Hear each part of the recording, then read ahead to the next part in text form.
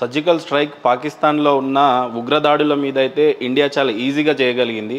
ఒక పక్క న్యూక్లియర్స్ ఉన్నాయి అని తెలిసినా కూడా రేపటి రోజు ఏమైనా జరగవచ్చు. ఒకవేళ మన సైనిక దళం మొత్తం అక్కడే ఇరుక్కుపోయి రెండు దేశాలకి న్యూక్లియర్తో ఫైట్ జరిగే టైం అంత సెన్సిటివిటీని కూడా మంచి జరిగిపోయింది కాబట్టి సరిపోయింది. బై ఎనీ ఛాన్స్ పోయినటువంటి మన సైన్యం అక్కడే ఇరుక్కుపోయి రెండు దేశాలు కనుక ఫైట్ చేసుకునే పరిస్థితే వచ్చి ఉంటే ఆ రోజు ఎలా ముందుకెళ్ళేవాళ్ళు. ఒకటి దేశం మోదీ పట్ల విశ్వసిస్తున్నది. మోదీ హేతో ముమ్కిన్ హే ఏదైతే నినాదం ఉందో నిజంగా అది దేశ ప్రజలు విశ్వసిస్తున్నారు. దేశ ప్రజలకు నరేంద్ర మోదీ మీద అపారమైనటువంటి విశ్వాసం ఉంది. కాబట్టి అటువంటి సాహసపూరితమైనటువంటి నిర్ణయం తీసుకోగలిగేటువంటి సామర్థ్యం ఏదైతుందో ప్రజల విశ్వాసం కారణంగా అది మోదీకి ఉంది. కాబట్టి ఇటువంటిది ఏదైనా ఇప్పుడు ఆఖరికి దాని అర్థం మోదీ అంటే ఎవరు? 140 కోట్ల భారతీయుల ప్రతినిధి మోదీ, 140 కోట్ల ప్రజల బలము మోదీ. అందుకనే 140 కోట్ల ప్రజలు అంటే మోదీ పట్ల ఉండేటువంటి విశ్వాసం ఇది మోదీకి ఉండేటువంటి శక్తి. మురళీధరరావు గారు నిజంగా చెప్పండి, సూటిగా చెప్పండి, ఆ రోజు పాకిస్తాన్ ఉగ్రస్థావల మీద ఈజీగా ఇండియా అటాక్ అయితే చేయగలిగింది, కానీ అదే పరిస్థితి కనుక చైనాతో చేసే సాహసం ఇండియా నిజంగా చేయగలదా? అంత శక్తివంతమైన దేశం భారతదేశం మారిందా అంటే ఏం చెప్తారు మీరు? భారతదేశం బలహీనంగా ఉండే ప్రసక్తి లేదు.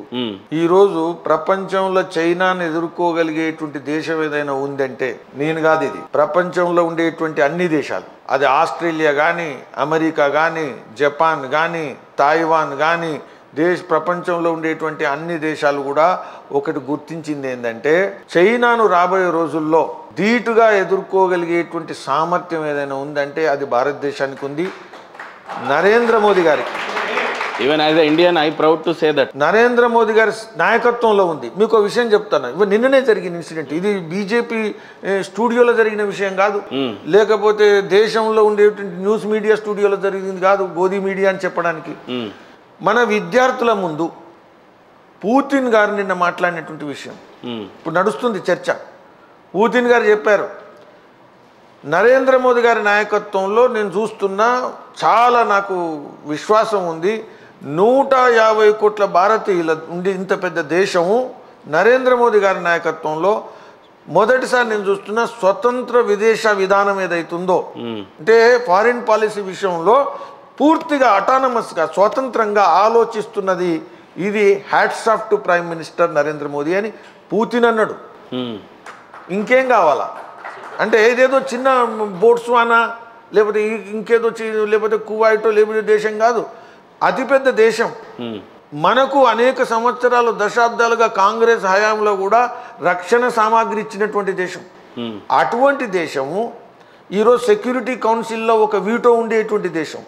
ఆ దేశం యొక్క రాష్ట్రపతి అధ్యక్షుడు పూర్తిగా బహిరంగంగా అందరి ముందు మాట్లాడుతున్నాడు, నరేంద్ర మోదీ గారి కారణంగా భారతదేశం అభివృద్ధి చెందుతున్నది, స్వతంత్రంగా ఆలోచిస్తున్నది, ప్రపంచానికి నాయకత్వం వహించేటువంటి దిశలో మా అందరికి కూడా లాభించేటువంటి పద్ధతిలో పోతున్నదని మన విద్యార్థుల ముందు యువకుల ముందు మెచ్చుకుని మాట్లాడుతున్నాడు. సూపర్.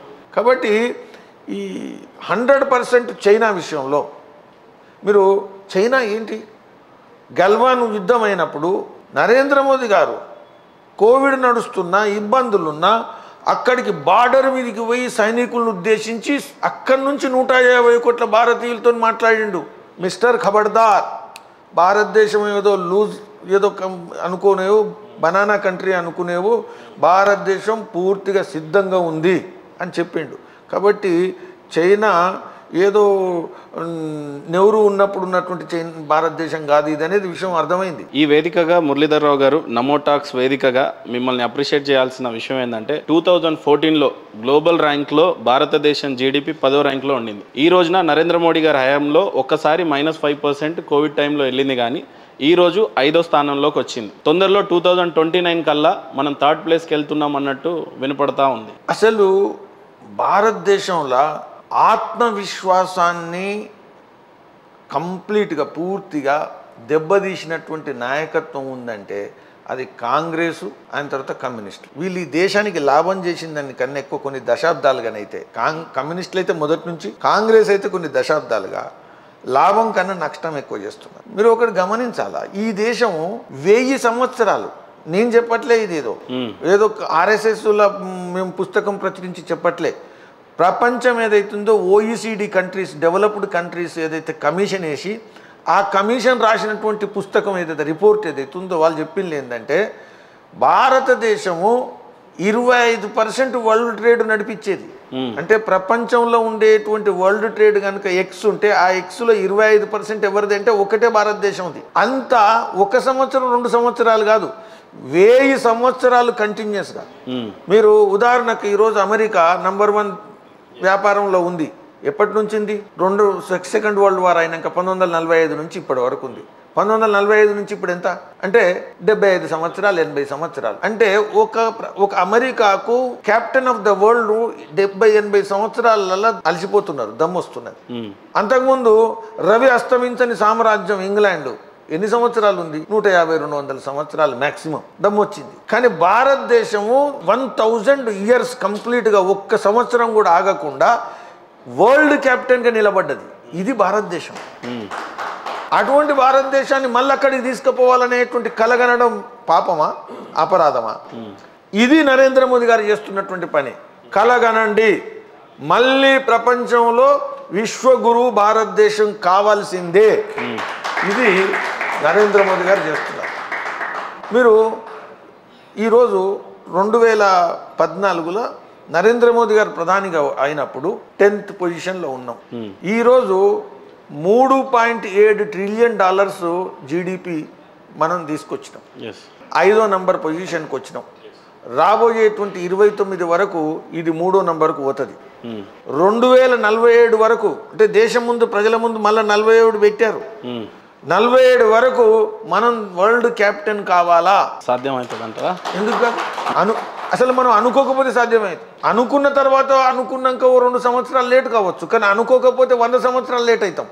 కాబట్టి నరేంద్ర మోదీ గారు ఈ దేశంలో యువకులు వారు సింపుల్ ఒకటే విషయం అన్నారు.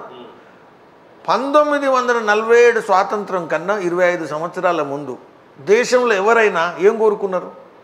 కాంగ్రెస్ ఉద్యమకారులు కానీ విప్లవకారులు కానీ ఏం కోరుకున్నారు?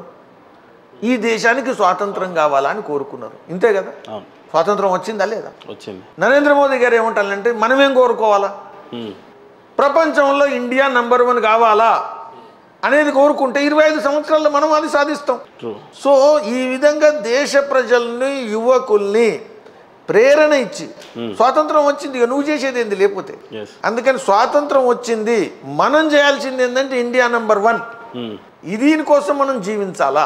అలాంటి ప్రధానమంత్రి ఒక్కసారి ప్రధానమంత్రి అయిన తర్వాత దేశాన్ని మనం రీప్రజెంట్ చేసే ఢిల్లీ ఎర్రకోట మీద నుంచి మాట్లాడిన తొలి ప్రసంగం బాత్రూమ్ గురించి. గరీబీ హటావు అనే నినాదంతో మాట్లాడారు.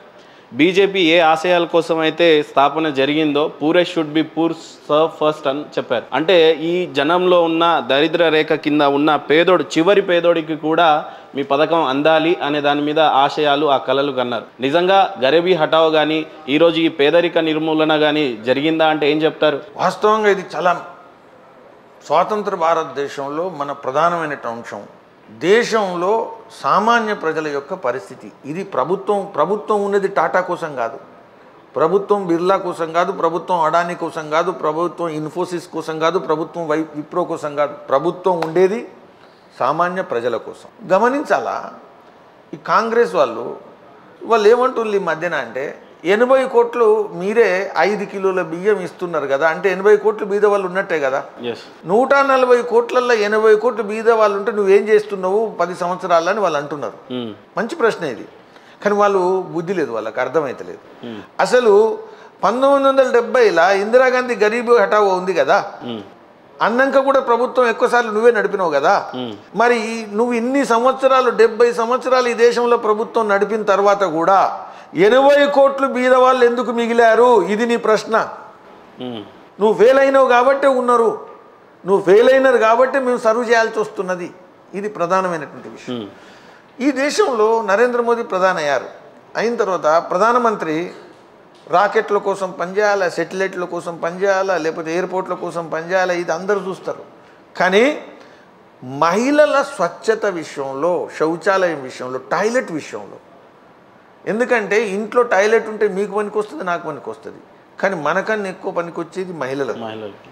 ఈ దేశంలో 4 లక్షల ఏదైతే పైగా విలేజ్లు, 4.5 లక్షల విలేజ్లు అవుట్ ఆఫ్ 6 lakhs, 4.5 లక్షల విలేజ్లో ఈరోజు ఓపెన్ డెఫికేషన్ ఏదైతుందో అది క్లోజ్ అయిపోయింది, 0 అయిపోయింది.